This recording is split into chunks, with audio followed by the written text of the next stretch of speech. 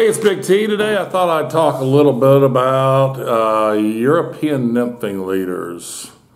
European nymphing has become extremely popular, and I love it. Absolutely love it. It's one of the most effective ways of catching fish in the right water types. But I do caution you to, if you're into it, to make sure you are still utilizing other techniques, especially when the water type is more appropriate for that, which gets us a little bit into leaders, because I use the same setup. I use the same nymphing rod when I'm dry dropping or Euro nymphing.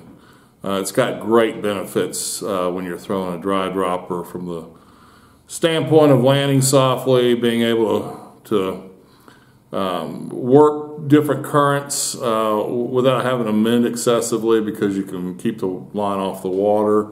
So I'm a huge fan of throwing a dry dropper with that setup. That being said, the new craze is the micro leader.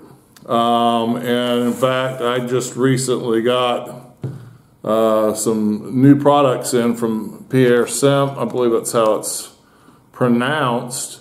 Some great, awesome, thin diameter, multicolor, and solid color material. It's got very little memory. It's perfect to build your micro leaders, or if you just need some indicator material for your traditional leader. So let's back up a little bit and talk about the history of leaders and the different types that I see out there that can be effectively used today. When we started out with the technique here, we didn't have dedicated European nymphing fly lines, so they were thick, they tended to be weight forward, and they could draw the line back to you with sag. So the leaders tend to be really long, 30, 40 feet in distance, to make sure you didn't have any of your fly line outside of the tip of your rod. Once we had the light Euro nymphing lines come out, we've shortened those. My preferred leader is actually probably from butt section to tippet ring, right after my indicator or sighter line. I like that to total of roughly 13 feet, somewhere in that 12 to 13 feet range.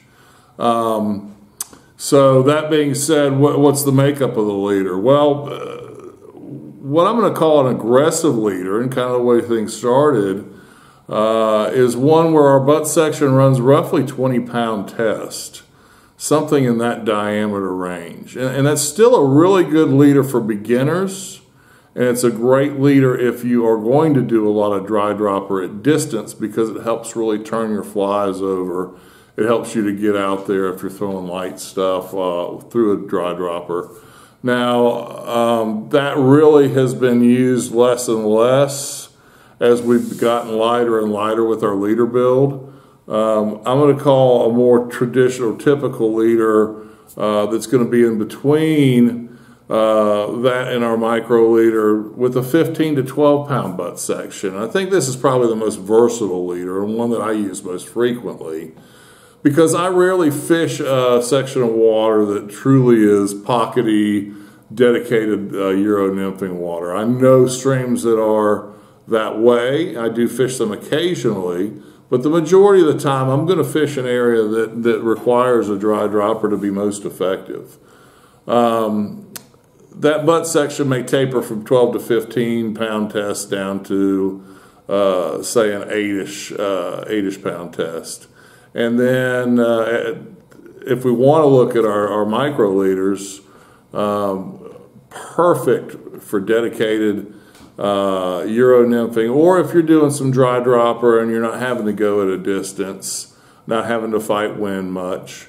Those are fantastic leaders. They're the new rage, extremely sensitive. Everybody should try it. It does take a little practice getting used to casting those.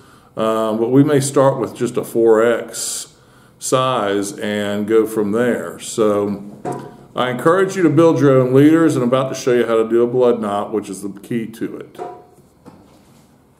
In order to build your own leaders, really all you need are your materials and the ability to tie a blood knot. So let's talk about how I tie a blood knot real quickly. You may have a different way or a different version, but it's going to entail both hands and our mouth in order to do it. But once you get used to it, it's really a fast, easy knot to tie. We're going to put our two pieces of line that we want to put together and pinch it with, in my case, since I'm right-handed, my left hand. And then I'm going to take the tag and I'm going to start wrapping that over top the other line.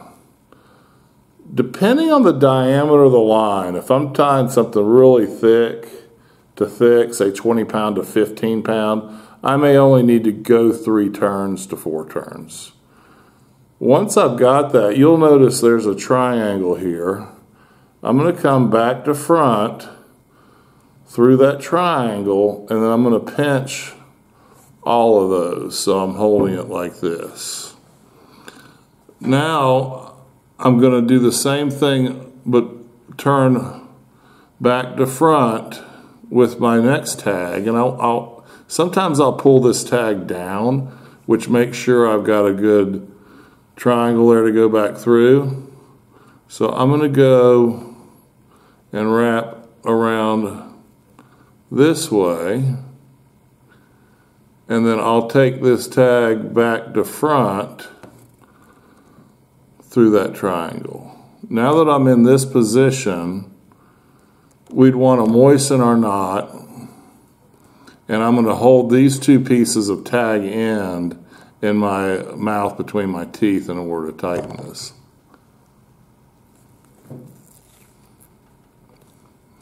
And what we've created is a very good, solid knot. You want to see your two tags sticking out sideways like that. But it's a straight line, inline connection, which is perfect if you're connecting line to line for a leader build. Obviously, we trim those tags off and get to fishing. I hope you've enjoyed this video. If you need any of these materials to build a leaders, whether it be an aggressive, medium size, or micro leader, we have those available at bigtflyfishing.com. And I'd love it if you subscribe to my channel as well.